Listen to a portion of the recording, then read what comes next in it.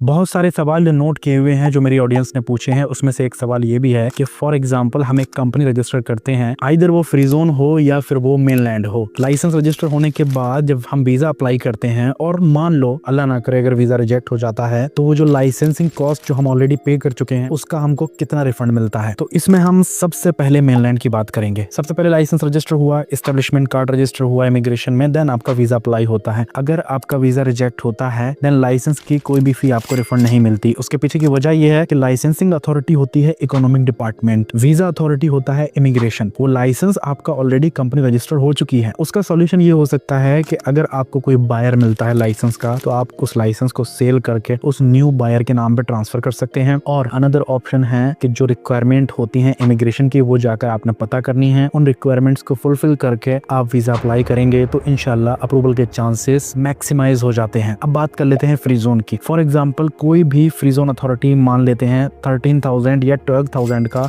आपको licence with 1 visa package दे रही है, और वहीं पर वो अथॉरिटी आपको ओनली लाइसेंस विदाउट वीजा 6,000 दे रही है। तो यानी आपने जो 12,000 वाला पैकेज लिया था उसमें अगर आपका वीजा रिजेक्ट हुआ तो they will return you some amount, but approximate जो मैंने पता किया है वो 5,800 और 5,900 तक डिडक्ट कर लेते हैं। तो इट मीन बात तो वही हुई कि लाइसेंस की फी आपको रिफंड नहीं मिलती, लेकिन जो वीजा की कॉस्ट होती है रिमेनिंग बची हुई जो आपकी एक्सपेंसेस में नहीं आई होती है वो आपको रिफंड हो जाती है। कंपनी सेटअप आपने फ्री जोन में करनी हो या मेनलैंड में, अब अल्हम्दुलिल्लाह हमारे पास दोनों ही ऑप्शन अवेलेबल है।